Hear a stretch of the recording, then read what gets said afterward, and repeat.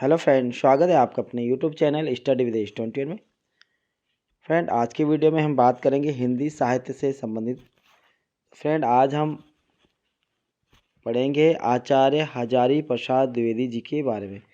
तो फ्रेंड, हिंदी साहित्य का इतिहास हम लोग पढ़ रहे हैं और आज हम पढ़ने वाले हैं आचार्य हजारी प्रसाद द्विवेदी जी के बारे में। तो फ्रेंड, इनका जन्म 1907 में छपरा बलिया यूपी में हुआ था और इनकी जो मृत्यु हुई थी 1979 ईस्वी में हुई थी। ठीक है फ्रेंड, तो इनका जन्म 1907 में छपरा बलिया यूपी में हुआ था और मृत्यु जो कि 1979 में हुई थी।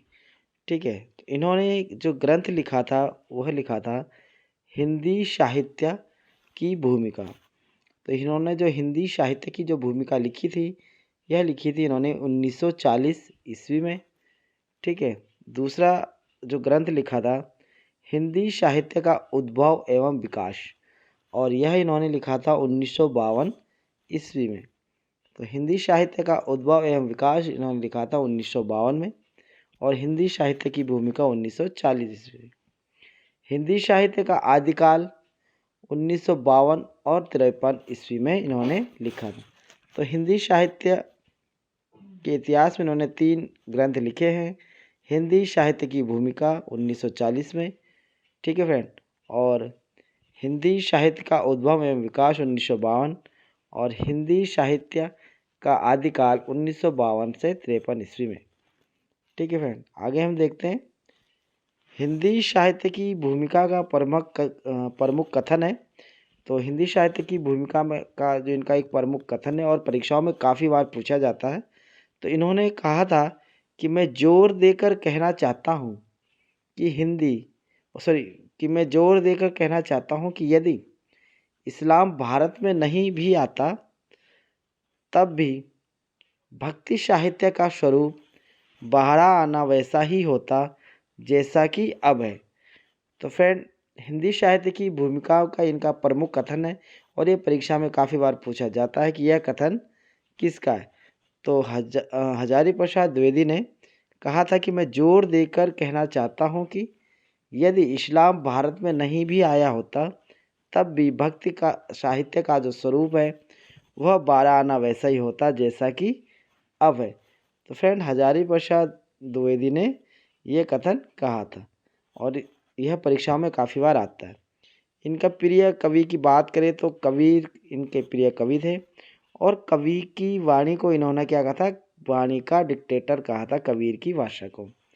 तो कबीर को वाणी का डिक्टेटर किसने कहा था? तो हजारी प्रसाद द्विवेदी जी ने कबीर को वाणी का डिक्टेटर कहा था।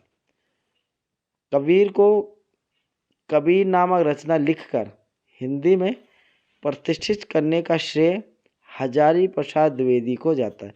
तो हजारी प्रसाद द्विवेदी जी ने कबीर नामक रचना लिखी है जिसमें उन्होंने कबीर को प्रतिष्ठित किया है। ठीक है फ्रेंड, अगला पॉइंट देखते हैं। हजारी प्रसाद द्विवेदी ने शुक्ल के वीर गाथा काल को आदिकाल नाम दिया है। तो फ्रेंड, जो आदिकाल नाम दिया गया है जिसे कि वीर गाथा काल शुक्ल जी ने कहा था, वो किसने दिया था? तो हजारी प्रसाद द्विवेदी जी ने दिया था। तो परीक्षा में काफ़ी बार क्वेश्चन आता है कि आदिकाल नाम किसने दिया था? तो हजारी प्रसाद द्विवेदी जी ने आदिकाल नाम दिया था। आगे देखते हैं फ्रेंड, हिंदी का पहला कवि इन्होंने किसको माना? तो अब्दुल रहमान को इन्होंने हिंदी का पहला कवि माना है और अब्दुल रहमान की रचना क्या है? संदेश राशक को इन्होंने हिंदी की पहली रचना माना है। तो हजारी प्रसाद द्विवेदी ने हिंदी का पहला कवि किसे माना है? अब्दुल रहमान को। और अब्दुल रहमान की रचना कौन सी है? संदेश राशक। द्विवेदी जी ने हिंदी साहित्य के विकास को चिंतन धारा का स्वाभाविक विकास माना है।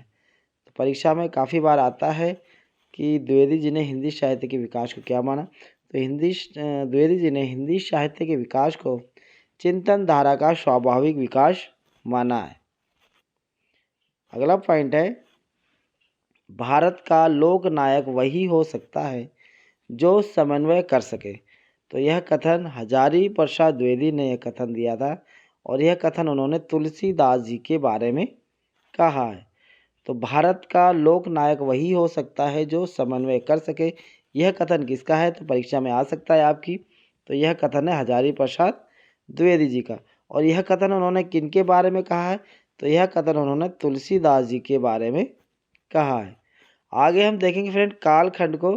तो हजारी प्रसाद द्विवेदी ने कालखंड को किस प्रकार बांटा है वह देखते हैं। तो हजारी प्रसाद का जो कालखंड है इन्होंने 4 भागों में बांटा है हजारी प्रसाद द्विवेदी ने हिंदी साहित्य के कालखंड को। तो आइए देखते हैं इसे।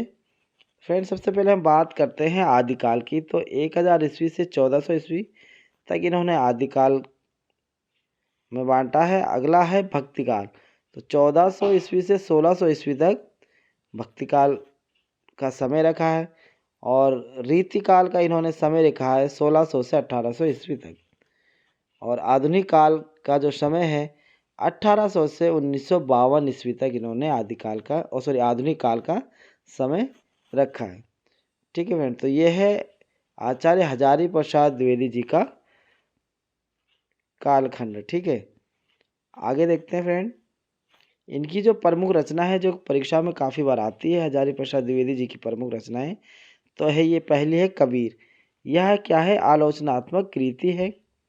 कबीर क्या है? आलोचनात्मक कृति है हजारी प्रसाद द्विवेदी जी की। अगली प्रमुख रचना है सूर साहित्य। तो सूर साहित्य क्या है? हजारी प्रसाद द्विवेदी जी की रचना है। अगली रचना है इनकी नाथ साहित्य। ठीक है, और अगली रचना है कालिदास की ललिम योजना। ठीक है, तो कालिदास की लालिम योजना किसकी है? हजारी प्रसाद की रचना है। अगली रचना इनकी आलोक पर्व है। यह साहित्य अकादमी 1973 में प्रकाशित हुई थी। ठीक है, तो आलोक पर्व क्या है? यह साहित्य अकादमी 1973 में प्रकाशित हुई थी। तो फ्रेंड आज हमने पढ़ा हजारी प्रसाद द्विवेदी जी के बारे में हिंदी साहित्य में। आपको वीडियो कैसी लगी कमेंट बॉक्स में जरूर लिखना। और अगर आपको मेरी वीडियो पसंद आती है तो लाइक और शेयर जरूर करें। और आपने अभी तक चैनल को सब्सक्राइब नहीं किया तो चैनल को सब्सक्राइब करें। साथ ही साथ बेल आइकन प्रेस कर लें ताकि मैं जो वीडियो बनाऊँ उसके नोटिफिकेशन आप तक पहुँच सके। धन्यवाद।